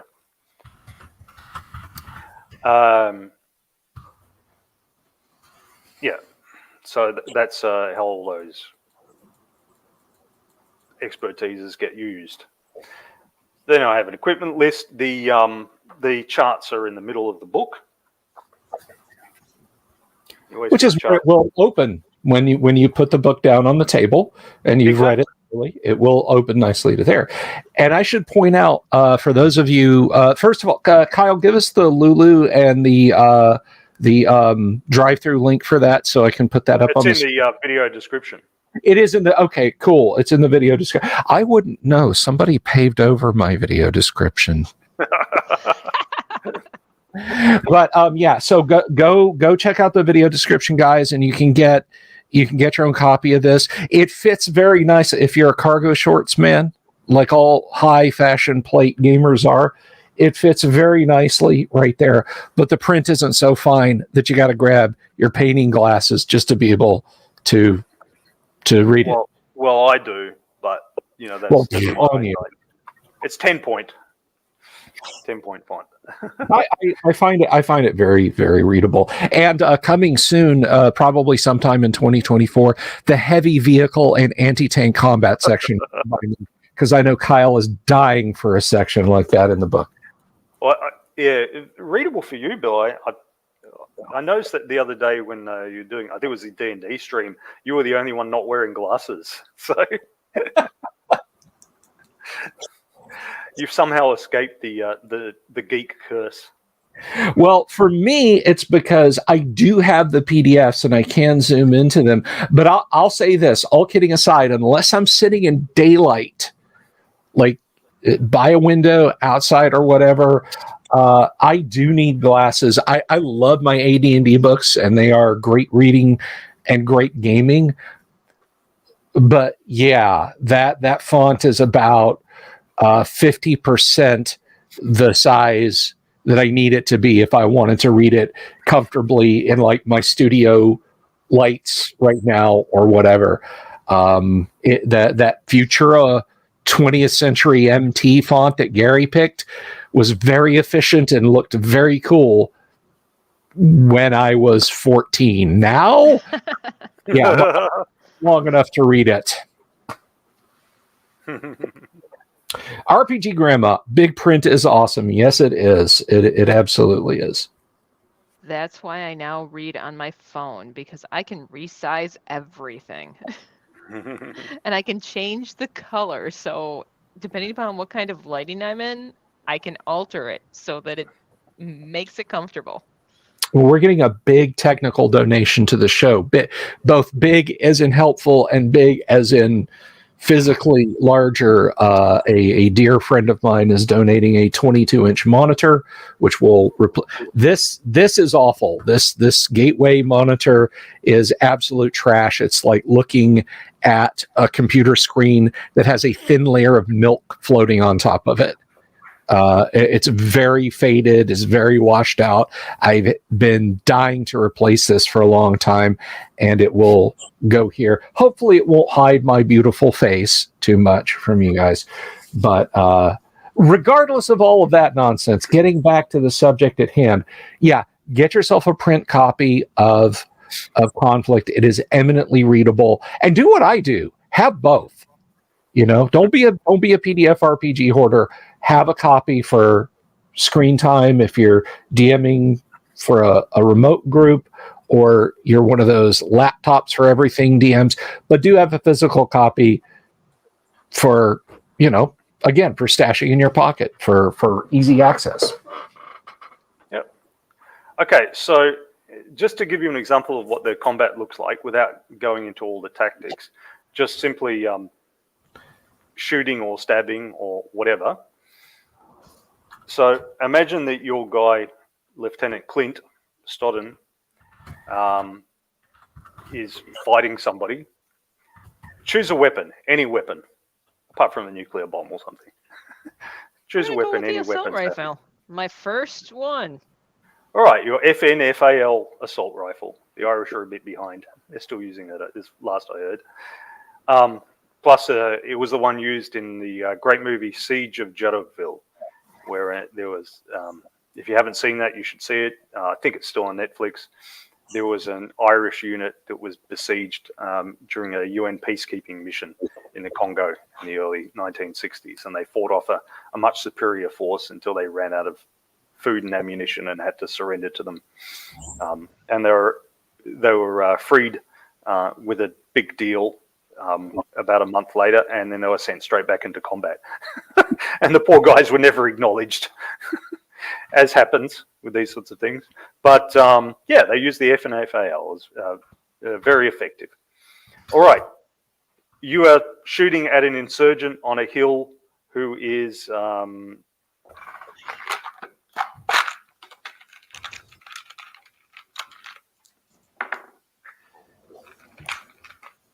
is 70 meters away. Okay. Now, you have got 2 actions because you've got readiness +2, right? So you can fire at him twice, or you can go prone and set yourself up so that you'll be supported in some way and then fire at him, or you can simply take a moment and fire. It's up to you. Prone. I'm going to go prone. That makes me less of a target, and I probably will get a better shot off. Okay, so your 2 actions are going prone and then firing. Yes. All right. So there's all these modifiers that can be in place. All right, so there's not being under fire. That's a +1. Okay, he's not aware of you at the moment, so you get a +1 to hit him. You've got expertise with firearms, so you've got +3, so that makes it +4. You don't have a spotter, you're not aiming, but you are supported, so that becomes +5.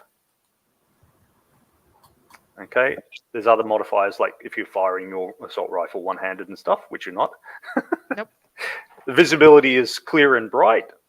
That's +0, so it's still +5. Okay, ranges. He's 70 meters away. That comes up to a dice modifier of -4. So your +5 now becomes +1. Okay, so you throw to hit, you roll your dice, and you need 10 or more to hit with that +1. And it's 2d6. That's right. And that was 9. That's with the +1? No, 10 total. 10, so you just hit him. Okay, now you roll to hit. There's a wounding matrix. Okay, and now this roll is a d6, 6. So like 6 and 3 would be read as not as 9, but as 6, 3. Okay. Okay, so roll 2 6-sided dice. That's a 4 and a 5. 4 and a 5. So you hit him in the left arm, and you cause a minor wound on his left arm. You just wing him. Okay. Now, the thing about wounding them is when somebody gets struck, they lose their action for that round. Even if it doesn't, horribly wound them, whatever, they lose their action because they go, ow, what? So you see him 70 meters away, you're looking across your iron sights, you wing him, and he goes down clutching at his arm. So in the next round, it will go on to initiative. And initiative, there's ambushes and a stand-up fight. This is now a stand-up fight. So it'll be 1d6 and add your readiness versus 1d6 and add his readiness. That is 4 plus 3. So 7. Okay, so you get 7, he gets 7. You go simultaneously, and you both got assault rifles. So you're both going to have a go at each other simultaneously. Okay. You're still in the same situation. Prone. Yep. You're still prone. He is now prone.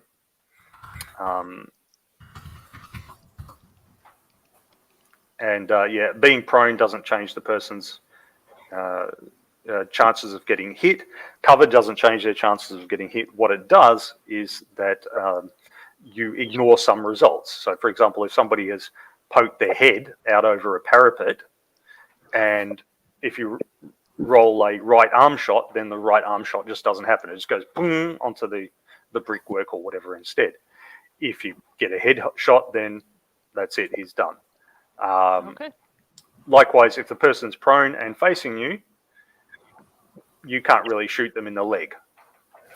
So if it would have been a leg shot, it just goes wide instead. Just misses. So yeah, he's prone and facing you. So you'll only be able to hit him in the head, torso, or arms. And likewise him when he's firing at you. Okay, so you both fire. He's not expert, so he's going to find it harder to hit you.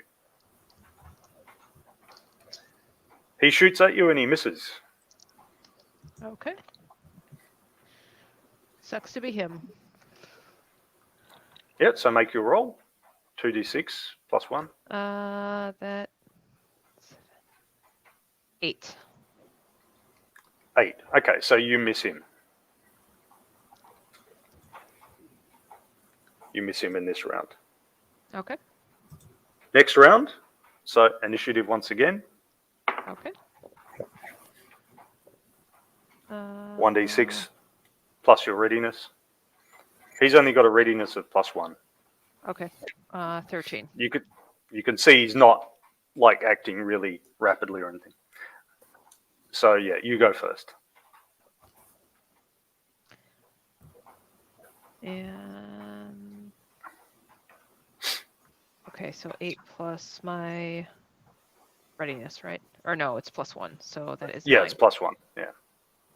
Readiness affects your initiative and how many actions you get, but it doesn't affect your chances to hit. Yeah, so that's 9. That's 9. Yep. So you just miss him. You ping him just to the side. All right. Next round. Oh, sorry. He shoots back at you. This time he's firing auto. He's just he's selected to auto because this will give him a plus 1 to hit compared to what he was before. So he fires a long burst at you. And I rolled 1 and 3, so no, he doesn't hit anywhere near you. However, the auto burst coming at you causes suppression, so it takes away a level of your readiness. So your readiness has gone from 2 down to 1 because you're so busy going, oh shit, as you drop under the rounds because you don't know. You could just poke your head up and cop one. So you're a bit distracted by all these rounds pinging around you and hitting the dirt. So you've just got 1 action. You can still fire at him now.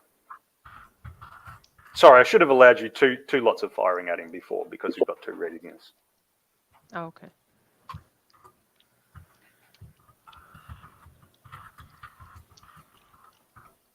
So should I do that second then? Yeah, do the second one. Okay. And that's 9 total. Yeah, you're missing with that second one. Okay. And then with initiative then? Well, yeah, so the next round and yeah, he fired the auto at you and missed. So yeah, initiative, you're quite right. He got a total of 5s, 1d6 plus your current readiness, and your current readiness is 1, not 2. Yep. So that's 9. 9. Yep. You can't get 9 because it's 1d6 plus your readiness. Oh, your readiness I'm sorry. 1. I was thinking it was 2 dice. My bad. Yeah. That's 5 then. 4 and 1. 5. Yeah. So you guys are going simultaneously. Okay. Okay. So he's going to have another big long auto burst at you. Oh. One of those might actually hit you. That'll actually hit you. Oh. Yep. So you roll to see if you hit him as well. Can I do an auto burst on him? Yep. So now you get plus 2 to hit instead of plus 1. Okay. And that is 10 plus my bonuses, which you said is plus 2, so that's 12. That's 12? Yep. Okay, so you get to roll for your hit locations, each of you. Okay. So I'll roll for him. 3 and 3. Your right arm is going to cop a minor wound.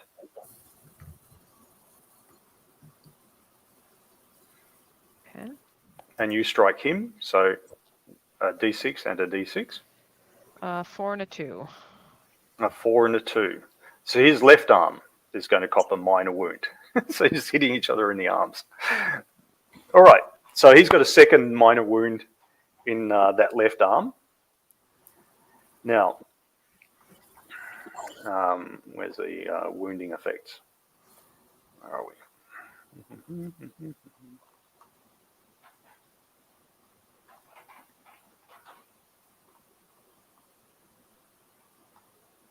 Explosives, armor. All right, wound. All right. Minor, the person is walking wounded, is inhibited by the wound and does need treatment, but within a day or two should be fine. In triage, this is called minimal. All right, this gives you a -2 to actions in that area. Okay, that's one of the reasons he's firing badly. So you'll be firing badly now as well. He's had 2 shots in that left arm, so he'll be at -4 now. They'll accumulate.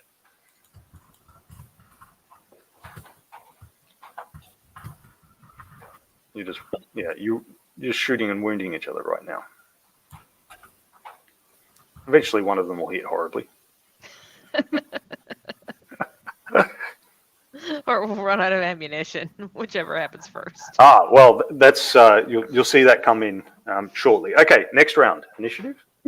Okay. He's not going first. You'll be.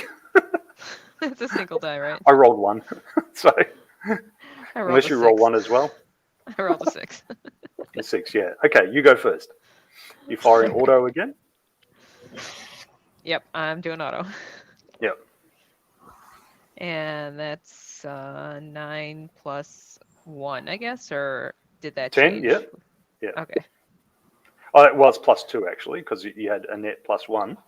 Oh, hang on. It's a net +1, plus another one for firing auto, and then you've got -2 for your wound.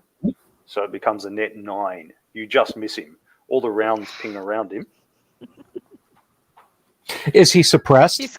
He's clenching. Yes, but as you're firing auto on a guy with readiness 1, he loses 1 level of readiness. He's now readiness 0. That just keeps him down. He's just going shit, and he's trying to burrow into the ground. Yeah, he's currently trying to build an improvised firing position with his belly button.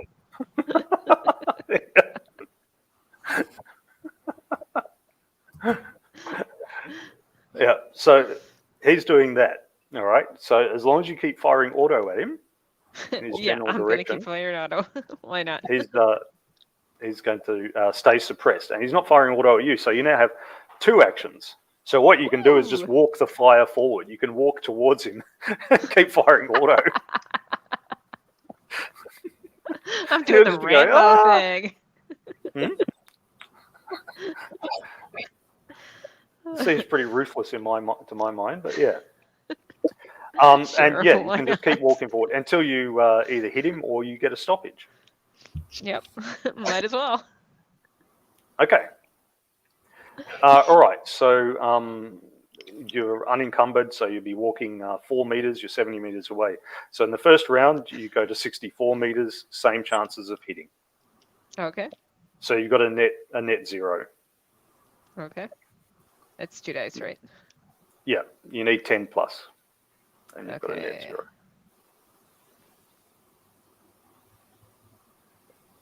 Okay, that's 10 plus. Do I have any bonuses, or am I at 0? Well, that's all the bonuses added up, because remember it was a Okay. +2, but now you're wounded in that right arm. Okay. So Well, I it rolled a becomes 6 and a 4, so I've got 10. 6 and 4. Awesome. So you hit him again. All right, and now because you're standing, you can physically see where his legs are. You'll be able to hit them too. So we won't ignore those rolls. So roll d6. 1 and a 3. 1 and a 3. Oh, headshot. And he's not wearing a helmet, so he gets a mortal wound. And he's not wearing the crown of his head.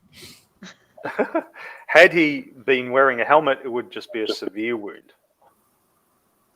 This is fire. Yeah, it would just be a severe wound. All right. So with a mortal wound, He has gone from hardtop to convertible.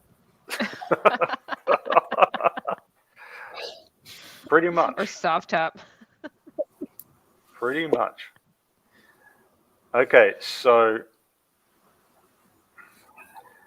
yeah, so going back to was it 25? Here we go.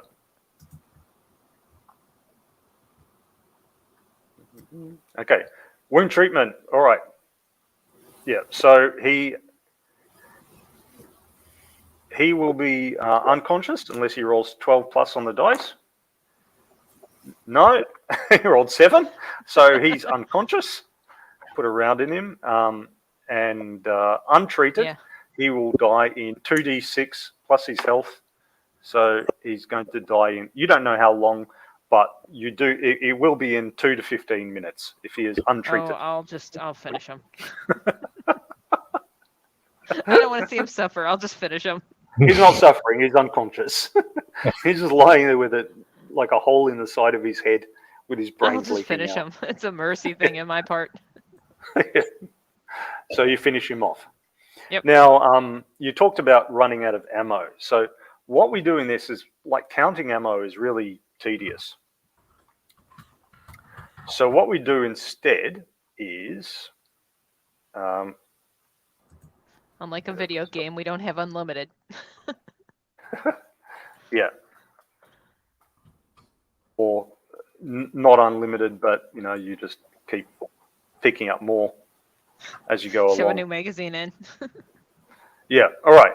So equipment has got 4 levels.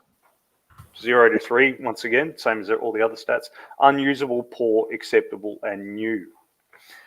Unusable equipment is just like it sounds. Poor equipment will have a stoppage. It will fail in some way on a 5 or less. Okay, a net roll of 5 or less. Acceptable condition equipment on 4 or less, and new equipment on a 3 or less. So this is used anytime you challenge the use of that thing. So if I did try to get to my kid's school in less than 2 minutes, I would be challenging the car to see if I blew out a tire or the engine or something like that. Oh man. An expensive trip there. Yeah. Yeah, and you get a stoppage. It fails to do that. So this is the difference, for example, between using like a D&D style mace and using a board with some nails strapped into it. The board with nails strapped into it is automatically in poor condition because it's improvised equipment. So you hit somebody with, whereas the mace can be new or acceptable condition. You hit somebody with the melee weapon and you get a stoppage. It just means it's no longer usable at the moment as that melee weapon. So that board with the nail sticking out of it breaks, that kind of thing. Now with firearms, what it means is you've got a stoppage and you've got to change magazines. Now it's quite possible with the way firearms work. It's quite possible to get a jam or something, even though the magazine's almost full. But you've still got to change the magazines. You don't stuff around counting magazine, trying to put the old one back on and blah, blah, blah. You just clear the weapon. You take the magazine off, you clear the weapon, you put a new magazine on. You don't stuff it around. Now, what these numbers mean is that people who take better care of their weapons are going to get less stoppages, which makes sense, yeah. But it also means that people who are better shots, they've got higher skill, or who take their time, are less likely to get stoppages. Right? So if you're just standing there, firing your assault rifle one-handed in their general direction, you're probably going to burn through a whole mag pretty quickly. But if you're lying prone supported, taking shots one at a time, you're less likely to use up a whole mag. Does that make sense? Yeah. So in this, we're doing it like D&D does, that like a combat round is a minute, and your roll is not a roll for each individual attack, it's a roll to get an effect. There'll be lots of shots fired, there'll be lots of swinging of the sword and so on. Just what's likely to actually give a wounding effect on the victim. And so if somebody has got poor skill, firing one-handed, spraying away like mad, then they're more likely to get a stoppage, more likely to run out of ammo and get a stoppage, have to change magazines. Whereas if they're prone, supported, taking their time, single shots mostly like you did, then their ammo will last much longer. So in this, you just count magazines instead of having to, count individual ammo. That means you only have to count to 3 because you usually only carry about 3 mags. Does that make sense? So nobody got a roll. Yeah? Yeah, I mean, that's logical, because if you're only firing 1 versus firing 50 at a time. Yeah. Yeah, so, like I said, counting ammunition is a big pain in the ass. And ideally, we want combat to move relatively quickly. So it doesn't, like the joke I always make, that we don't want combat to take so long that by the time you find out whether you lived or died, you don't care anymore. So we want it to move relatively rapidly. So that's the most simple possible situation of 2 people standing in an open plain, firing directly at one another.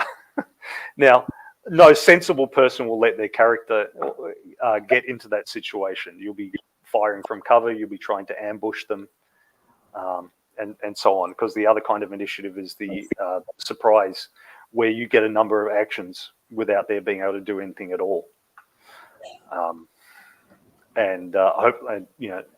Hopefully you should be able to wipe them out in that time. So you want to try to ambush them by knowing where they are and setting up for them and all the rest. And if you do have to have a stand-up fight where you're just shooting directly at one another like that and taking turns, then ideally you want to be in cover and you want to have a lot of body armor and all the rest. And of course there are other things you can do too. So like when you had him suppressed with your auto, you could see that what could also happen is that if there's more than one of you can move forward towards him. So part of the team stays and fires at the enemy, makes them keep their heads down. The other part of the team moves towards them. Then they drop, start firing at the enemy, then, and so on, step by step like that. A hopscotch. Yeah, exactly. Hopscotch or Bounding Overwatch. Yeah, bounding Overwatch, fire and movement. There's a lot of terms for it, but yeah, it's a fairly logical kind of thing. And because the closer you get to the enemy, the easier it is to hit him. And if he's suppressed, then he's not firing at you. So the fact that it's easier to hit you doesn't matter.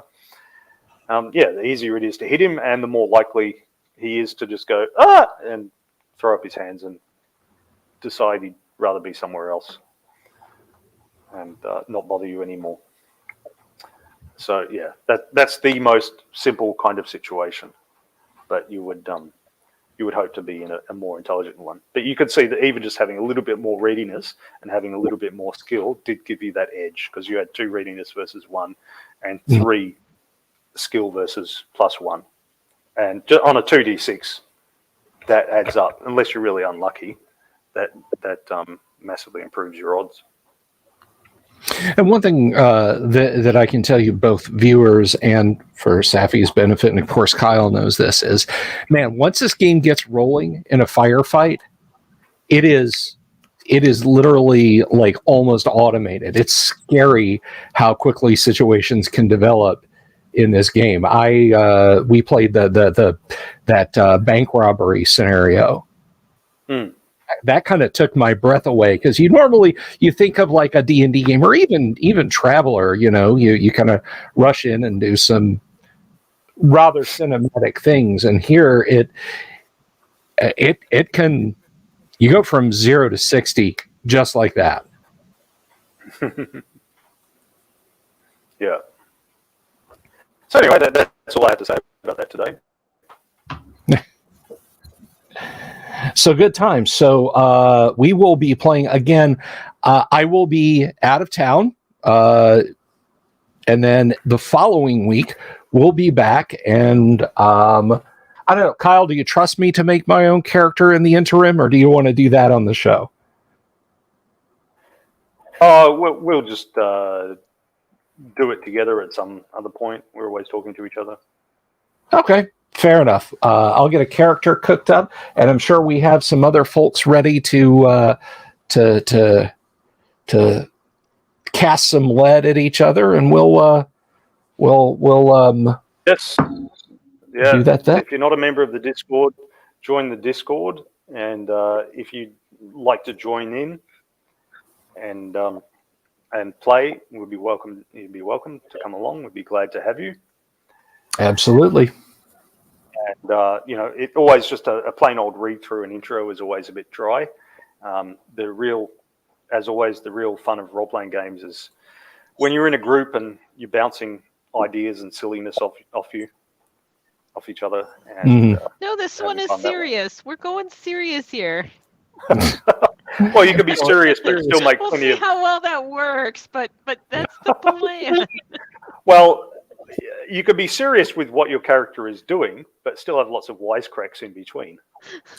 That's how we did it. We had a few True. jokes going in the Call of Cthulhu game back in October. Yeah, I mean, and that's how a lot of action movies are anyway. Throws a knife at the guy, stick around. Not the same. My Commando Call of was a serious Cthulhu, movie.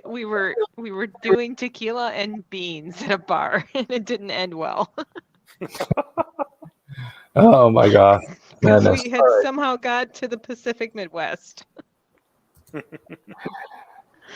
Oh goodness. Well, again, as always, of course, thank you to my lovely co-host Kyle, our lovely guinea pig for character creation, and a brief shootout, Safi. And thank you to the audience. Thank you guys for hanging out this evening. If you're still out there, Jeremy Rule, ping me on the Discord if you would, please. But until then, tomorrow night we'll be back. It'll be kind of open Thursday. I think we're going to look at some Dragon Magazine and have some other fun.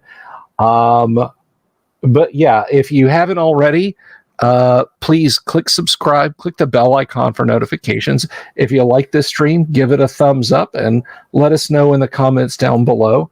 And we will see everyone tomorrow night. And yeah, we'll have some fun then. So you guys take care of each other, and I'll see you around the internet. Night, peeps. Good night. Have you seen my owl bear?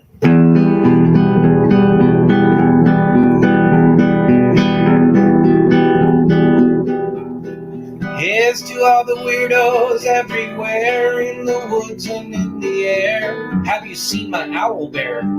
Should I shave off all my hair? Bobs are all around. Some live in tunnels underground. Some are fat, some are rich, some are sleeping in a ditch.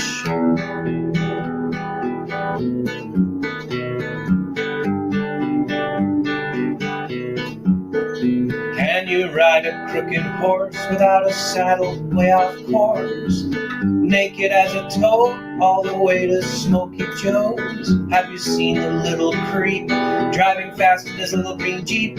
He smells like fish and brandy, but his rotten teeth look dandy.